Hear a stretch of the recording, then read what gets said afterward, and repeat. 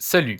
Sony Vegas Pro peut paraître intimidant à première vue, mais laisse-moi te montrer dans cette vidéo qu'avec un peu d'attention et un peu de ton temps, tu sauras faire une vidéo avec un minimum de connaissances. Moi-même je suis passé par là il y a quelques années, comme toi je découvrais le logiciel et je peux te dire que passer de Bandicam à ça, c'est comme passer d'un couteau à un couteau suisse.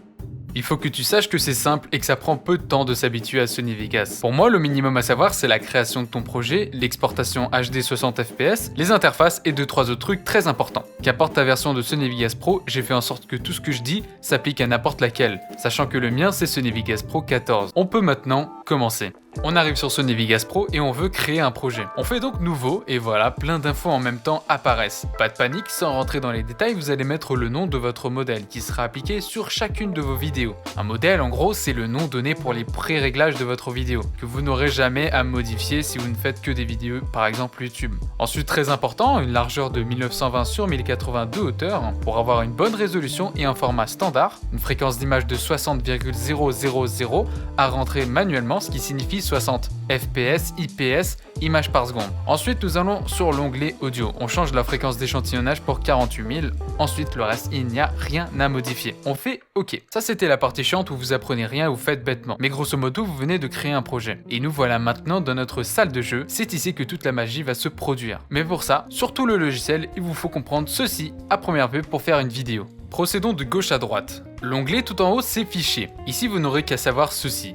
Nouveau pour faire un projet, ouvrir pour ouvrir un projet que vous avez déjà commencé sur le logiciel, enregistrer pour sauvegarder vos projets en .veg, à ne pas confondre avec rendre en tant que, qui ce dernier permet d'exporter votre vidéo en format MP4, donc le résultat qu'on va obtenir tout à la fin, notre objectif final. Ensuite un peu plus en bas nous avons 5 nouveaux onglets dont 3 qui ne sont pas très importants. Il y a en tout premier média de projet, vous trouverez chaque image, chaque vidéo, chaque son que vous avez mis à un moment ou un autre dans votre projet. C'est comme un dossier. En parlant de dossier, explorateur, c'est comme l'explorateur de fichiers. Transition, ici se trouvent toutes les transitions que Sony Vegas vous propose de base ou que vous avez rajoutées. Quand vous cliquez sur l'une d'elles, on vous illustre ce qu'elle fait, ça vous permet de ne pas vous tromper, de savoir si vous avez envie de l'utiliser ou non. Effets vidéo, ce sont tous les effets encore une fois de base installés sur Sony Vegas ou rajoutés. Il y a aussi une prévisualisation et générateur de médias, ça répertorie tous vos effets vidéo et plus encore. Maintenant à droite vous avez la prévisualisation, c'est pour que vous voyez ce que vous faites sur votre timeline. C'est votre vidéo comme indiqué ici en 480 x 720 pour éviter le lag car une prévisualisation demande beaucoup d'énergie à votre PC. Si vous pensez par contre avoir un PC performant, vous allez juste ici vous changer la qualité.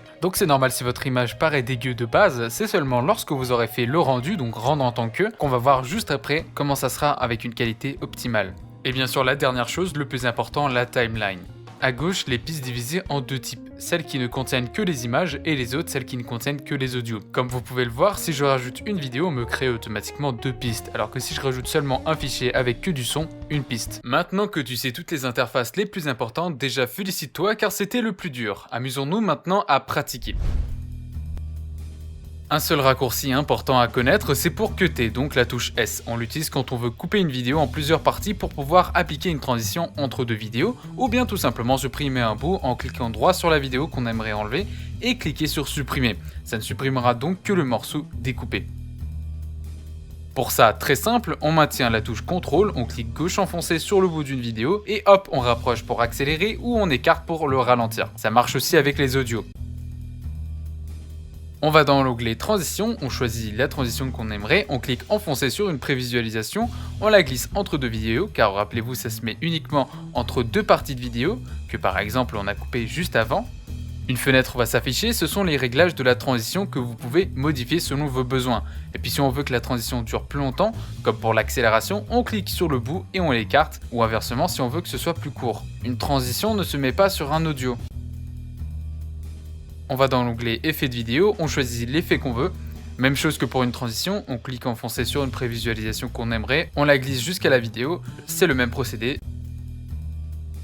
Pour le cadrage, vous avez ce petit logo sur chaque morceau de vidéo, vous cliquez dessus, puis si vous avez envie de zoomer, vous cliquez sur le cadre et vous le rapprochez de la vidéo, ou si vous voulez dézoomer, vous l'écartez. Quand vous superposez deux vidéos, ça fait une transition. Si vous faites la même chose avec deux audios, votre audio 1 va laisser place petit à petit à l'audio 2, selon la taille de la superposition. Ensuite, il y a l'exportation, donc le bouton rendre en tant que. C'est l'étape finale pour que vous ayez une vidéo en MP4 qui peut être postée sur YouTube ou bien visionnée par votre entourage. donc ce pourquoi vous êtes là depuis le début. On va procéder de haut en bas. On a le dossier dans lequel va s'enregistrer votre vidéo, le nom que vous allez lui donner, et maintenant le format. Pour de la vidéo, on va aller dans Main Concept, AVC, AAC, et appuyer sur Internet HD 1080p. Donc Internet HD 1080p, c'est un modèle, donc ce sont des pré-réglages de base donnés sur Sony Vegas. Par la suite, vous pourrez personnaliser vos réglages pour quelque chose de plus performant. Mais là, on ne se prend pas la tête. Puis, vous faites rendre. Un chargement va s'afficher et vous n'avez plus qu'à attendre. Si tu as des questions concernant la vidéo, j'y répondrai. Manifeste-toi comme tu le veux pour montrer que cette vidéo t'a été utile et je te dis à la semaine prochaine.